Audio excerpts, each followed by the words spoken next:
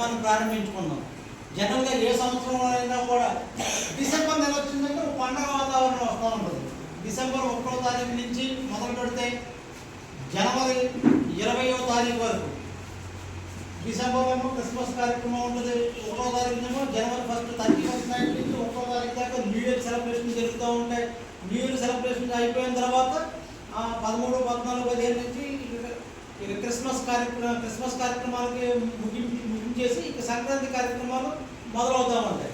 ఇటువంటి పర్వదినమైన ఈ రోజులు మంచి రోజులు. ఇవాళ ఈ క్రిస్మస్ దీన్ని పురస్కరించుకుని పర్వదినాన్ని పురస్కరించుకుని ఇవాళ డిసెంబర్ నెలలో మన భీమవరం పట్టణానికి చేసిన పాలకొల దగ్గర నేరేడుమిల్లి గ్రామం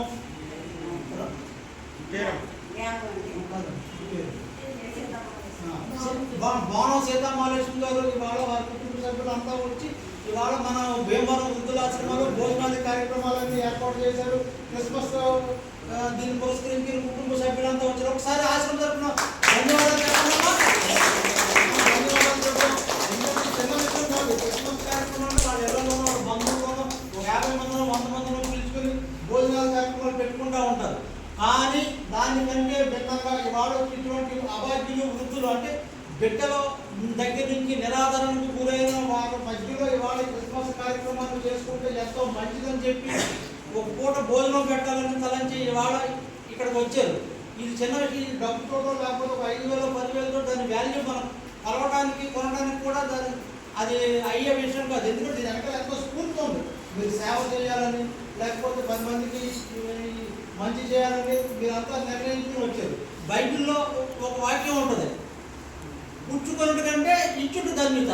అపోస్తల కార్యంలో ఉంటుంది. ఇది చాలా చిన్న వాక్యం లాగా ఉంటుంది కానీ దీని వెనకాల ఉన్న అర్థం చాలా మీనింగ్ చాలా గొప్పది. ఎందుకంటే చాలామంది ఇట్లా చేయి చెప్పి తీసుకోవడానికి ఇష్టపడతారు కానీ ఇవ్వడానికి ఇష్టపడి ఇటువంటి రోజుల్లో ఇటువంటి పరిస్థితుల్లో చక్కగా ఇవాళ భోజనాల కార్యక్రమాలు ఏర్పాటు చేశారు. మేము ఈ వృద్ధులాశ్రమాన్ని 3 సంవత్సరాలుగా మేము నిర్వహిస్తున్నాము. రేపు జనవరితో 14వ సంవత్సరం. అలాంటి ఈ ఆశ్రమం తరఫున ఈ నిర్వహించడం మాకు తగిన ఆర్థిక స్తోమత కానీ ఏమీ లేదు. గవర్నమెంట్ ఫండ్లో కార్మిక ఫండ్లో ఏమీ లేదు. అది కూడా తీసుకునే ఉద్దేశం కూడా లేదు. మేము మా కష్టాన్ని, నా పేరు రవికుమార్, వారి పేరు రాజు, ఈ ఆశ్రమంలో ఇంతమంది భోజనాలంటే ఏదో రేషన్ బియ్యంతో పెడతాం ఏనాడో పెట్టాల. సన్ఫ్లవర్ ఆయిల్తో వంటకాలు చేసి మన ఇంట్లో ఏ రైస్ అయితే మనం వండుకుంటున్నామో ఆ రైస్ తోటే మనం పెడతాము. ఎవ్రీడే ఫుడ్ ఇస్తాం, ఎవ్రీడే స్వీట్ ఇస్తాం. 365 డేస్ చికెన్తో భోజనాలు పెడతాం. ఇటువంటి దీని అంతా మా కష్టం ఎంతో ఉంది. మా ధైర్యం, మా శ్రమ, మా కష్టంతో అలాగే మేము కోటీశ్వరులు కూడా కాదు. 20,000-30,000 జీతంతో బతుకుతాము. సాధారణ మధ్యతరగతి ప్రజలు, కుటుంబాల నుంచి వచ్చిన వాళ్ళు అయినప్పుడు ఈ ఆశ్రమ సమాజానికి ఏదో చేయాలని ఒక చిన్న తలంపు ఉండబట్టి మేము ఇట్లా చేస్తామన్నాం. ఇవాళ మీరు చక్కటి వంటకాలు బూరు కూడా పట్టుకొచ్చారు. ఇవమ్మ ఒక బూర ఒకటే కాదు, గారెలు కూడా వచ్చినాయి. ఇవి చూడండి, గారెలు ఇవే కాదు, అద్భుతం. అవి కోడిగుడ్లు బాయిల్ చేసిన ఎగ్ వేయించినాయి, బిర్యానీ రైస్ వచ్చింది, చక్కగా అన్ని కర్రీస్ వచ్చినాయి.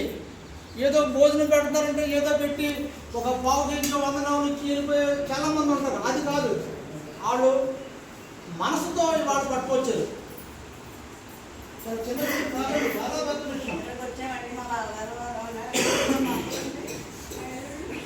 వీళ్ళు బావగారు, కుమార్తెలు, వీళ్ళు అల్లుడు మొత్తం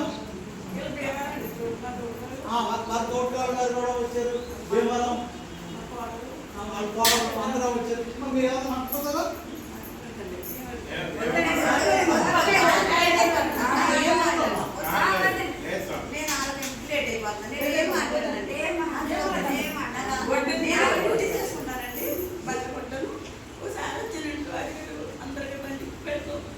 అప్పుడు నేను చూసి వీళ్ళందరినీ చూసి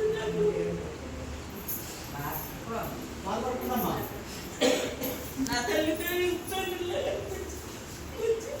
ఏమవుతామా క్రిస్మస్ శుభాకాంక్షలు చెప్పండి.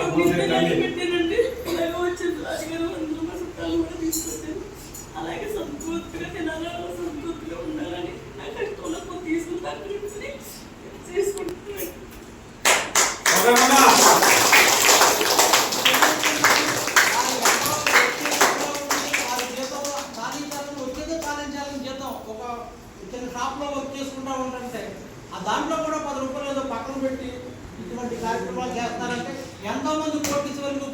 వారి వాళ్ళ ఆదర్శంగా నిలిచారు.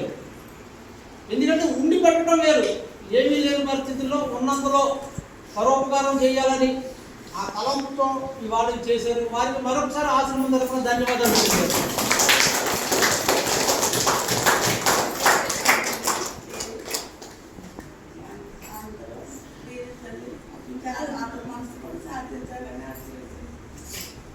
ఓకేనమ్మా, పెద్దరాజు గారికి ఒకసారి మన ఆశ్రమం తరఫున ఇక్కడ లేకపోయినా కూడా ఇప్పుడు పెద్దరాజు గారు మీరు ఎక్కడున్నా సరే మా మాటలు వినపడతాయని మేము అనుకుంటా ఉన్నాం.